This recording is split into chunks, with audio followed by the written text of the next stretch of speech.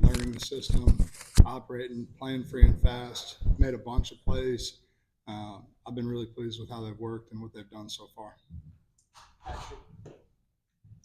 But you're now in your second year as a full-time assistant on the side. What is something you kind of took from your first year that you're trying to use now as a coach that's you feel maybe is already helping out, whether it's coaching your players, recruiting, anything? Yeah, I think, in coaching in particular, like for me this offseason, there was such an emphasis in growing in the route and wanting to get better in that area. Obviously, everybody knows I've been an O-line guy, but really wanting to be elite in that area.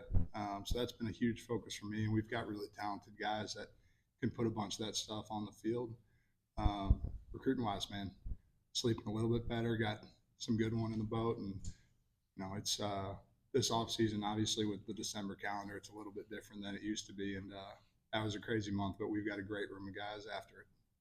Austin and Adam. Obviously, Holden came in with a lot of acclaim to him out of the portal, but Miles Kitselman kind of slipped in under the radar after the fact. What have you seen out of him that's impressed you this spring? Yeah, I'm really excited about Miles. All that guy does is work.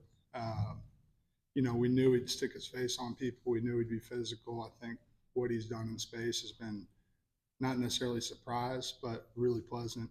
Done a really good job for us and just works his butt off every day.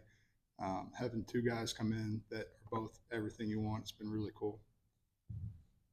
From what you saw on film of Holden, how has that translated? Like, have you seen him practice what you saw on film before you get? Yeah, I think so. I mean, on the tape, you saw a guy that made a bunch of plays, a guy that played really fast, has elite hands, understands space. I think as we do a little bit different stuff in the scheme side of it, both run and pass, he's learning and adjusting to that. But he's done a great job as far as just the raw speed, the hands, ability to make plays in space. He's been everything you saw on tape.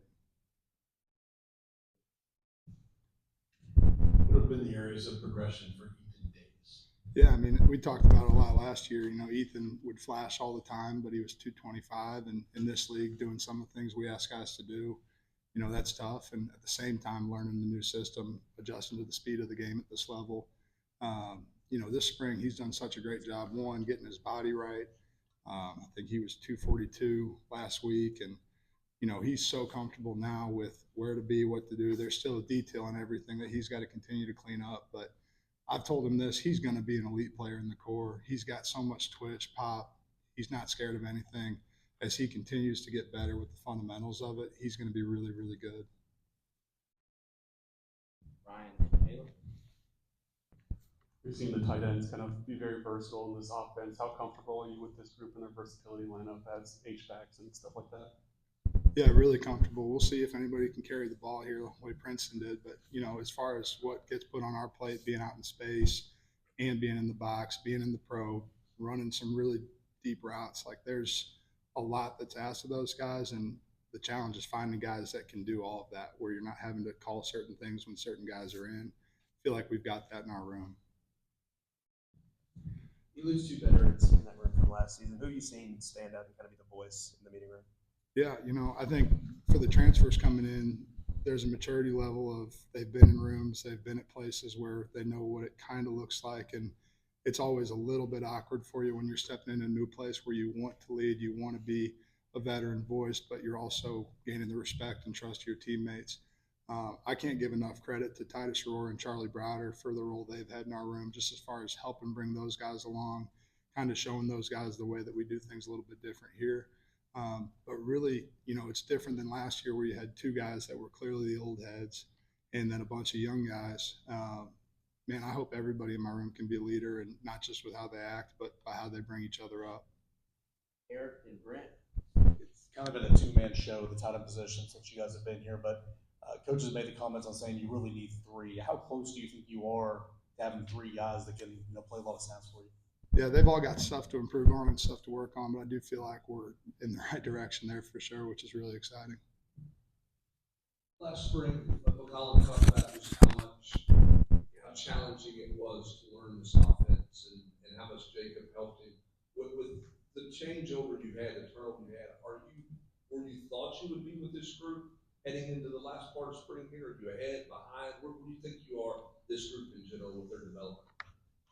I don't want to crown them too early, but they're doing a really good job. I think, McCallum was probably on the curve that most guys are on, where it is a spring of just trying to learn how to operate, and there's a lot going on. It's happening really fast.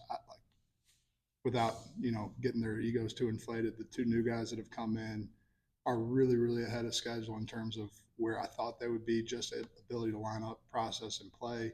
And we've probably put more on their plates because of their ability to learn so fast. Last 2 minutes then. What kind of presence do you feel and see from Nico with your group of tight ends just communicating and working together on offense?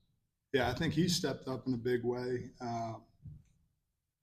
The guys love Nico. They trust Nico. He's, a different, more like Hendon in terms of how he approaches the guys and just the conversations they have. He's been awesome with our group. With Kitzelman, when you guys brought him in, it looked like an obvious guy that would be just a blocking tight end.